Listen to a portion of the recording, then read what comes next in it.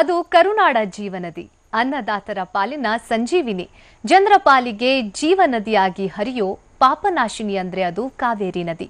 ಆದ್ರೆ ಕೋಟಿ ಕೋಟಿ ಜನರ ಜೀವದಾತೆ, ಕುಡಿಯೋದಕ್ಕೆ ಬಿಡಿ, ಸ್ನಾನಕ್ಕೂ ಕೂಡ ಯೋಗ್ಯವಲ್ಲದಂತಹ ಹಂತ ತಲುಪಿದೆ. ಜನರಿಗೆ ಸಪ್ಲೈ ಆಗ್ತಿದೆ ಕಲುಷಿತ ಕಾವೇರಿ ನೀರು. ನೀರಿನ ಮಲಿನತೆಯಿಂದ ಹಲವರನ್ನ ಕಾಡ್ತಿದೆ ಜಾಂಡೀಸ್.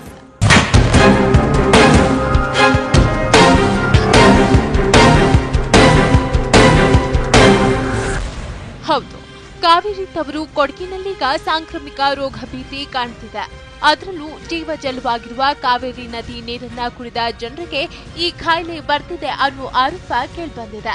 ಮಡಿಕೇರಿ ತಾಲೂಕಿನ ನಾಪೊಕ್ಲು ಗ್ರಾಮಕ್ಕೆ ಕಾವೇರಿ ನದಿ ನೀರನ್ನ ನೇರವಾಗಿ ನಲ್ಲಿಗಳ ಮೂಲಕ ವಿತರಣೆ ಮಾಡಲಾಗ್ತಿದೆ. ಈ ನೀರನ್ನ ಕುಡಿದ ಹಲವಾರು ಜನರು ಸಾಂಕ್ರಾಮಿಕ ರೋಗಗಳಿಗೆ ತುತ್ತಾಗ್ತಿದ್ದಾರೆ. ಅಲ್ಲದೆ ಆಸ್ಪತ್ರೆಗೆ ಬಂದ 29 ರೋಗಿಗಳಲ್ಲಿ 12 ಜನರಲ್ಲಿ ಜಾಂಡೀಸ್ ರೋಗದ ಲಕ್ಷಣಗಳು ಕಾಣಿಸಿಕೊಂಡಿದೆ. ಇದಕ್ಕೆ ನದಿ ನೀರನ್ನ ಶುದ್ಧೀಕರಿಸದೆ ನೇರವಾಗಿ ವಿತರಣೆ ಮಾಡ್ತಿರುವುದೇ ಕಾರಣ ಅಂತ ಜನರು ಆರೋಪಿಸುತ್ತಿದ್ದಾರೆ. ಫಿಲ್ಟರ್ ಆಗ್ತಿಲ್ಲ, ಇಲ್ಲಿ ಯಾವ ಥರದ್ದು ಪ್ಯೂರಿಟಿ ನಮಗೆ ಸಿಗ್ತಾ ಇಲ್ಲ ನೀರಲ್ಲಿ. ಹೇಳಿದೀವಿ ಸುಮಾರು ಸತಿ, ಇದು ಆಗಿದೆ 2-3 ಸತಿ ಟ್ಯಾಂಕ್ ಕ್ಲೀನ್ ಮಾಡ್ತಾರೆ, ಆದರೆ ಪ್ರಯೋಜನ ಇಲ್ಲ ಸರ್. ನಮಗೆ ನೀರು ಕುಡಿಯೋಕ್ಕಾಗಲ್ಲ. ಎಲ್ಲ ನೋಡಿ ಸರ್, ನನಗೆ ಈಗ ಥ್ರೋಟ್ ಇನ್ಫೆಕ್ಷನ್ ಆಗಿದೆ. ಹೌದು, ಇಲ್ಲಿ ಸುಮಾರು ಪ್ರಾಬ್ಲಮ್ ಇದೆ ಸರ್. ಈಗ ಕಳೆದ ವಾರ ಸುರಿದ ಅಕಾಲಿಕ ಮಳೆಯ ಬಳಿಕ ಈ ಭಾಗದಲ್ಲಿ ಜನರು ರೋಗದಿಂದ ಬಳಲೋ ಪರಿಸ್ಥಿತಿ ಹೆಚ್ಚಾಗಿದೆ. ಗಲೀಜು ನೀರಿನಿಂದ ತುಂಬಿದ್ದ ನದಿ ನೀರನ್ನೇ ಗ್ರಾಮ ಪಂಚಾಯತ್ ನೇರವಾಗಿ ನಲ್ಲಿಗಳ ಮೂಲಕ ವಿತರಣೆ ಮಾಡ್ತಿದೆ ಅನ್ನೋ ಆರೋಪ ಕೇಳಿಬಂದಿದೆ. ಅಲ್ಲದೆ ಈ ಗ್ರಾಮದ ನೀರಿನ ಶುದ್ಧೀಕರಣಕ್ಕೆಂದು ಇದ್ದ ಘಟಕ ಕೆಟ್ಟು ನಿಂತಿದೆ. ಅಲ್ಲದೆ ಟ್ಯಾಂಕರ್ಗಳಿಗೆ ನೀರು ತುಂಬಿಸಿ ಬಳಿಕ ನೀರು ಬಿಡಬೇಕು, ಆದರೆ ಟ್ಯಾಂಕರ್ಗಳು ಬಳಕೆ ಆಗ್ತಿಲ್ಲ ಅನ್ನೋ ಆರೋಪವೂ ಇದೆ. ಇನ್ನು ಈ ಸಮಸ್ಯೆ ಬಗ್ಗೆ ಪ್ರಾಥಮಿಕ ಆರೋಗ್ಯ ಕೇಂದ್ರದ ಅಧಿಕಾರಿಗಳು ಕೂಡ ದೃಢಪಡಿಸಿದ್ದಾರೆ.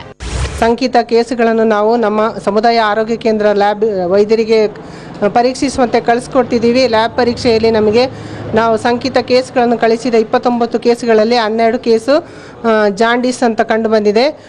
ಒಟ್ಟಾರೆ ಕಲುಷಿತ ನದಿ ನೀರನ್ನ ಕುಡಿದು ಜನರು ಜಾಂಡೀಸ್ ಕಾಯಿಲೆಗೆ ತುತ್ತಾಗ್ತಿದ್ದಾರೆ. ಹೀಗಾಗಿ ಸರ್ಕಾರ ಈ ಕೂಡಲೇ ಎಚ್ಚೆತ್ತುಕೊಂಡು ಅಪಾಯದಂಚಿನಲ್ಲಿರೋ ಕಾವೇರಿಯನ್ನ ಉಳಿಸಿ ಕ್ರಮ ಕೈಗೊಳ್ಳಬೇಕಿದೆ. ಇಲ್ಲವಾದ್ರೆ ಮುಂದಿನ ದಿನಗಳಲ್ಲಿ ಅನಾಹುತ ಕಟ್ಟಿಟ್ಟ ಬುತ್ತಿ. ಮಂಜುನಾಥ್, TV9 ಮಡಿಕೇರಿ.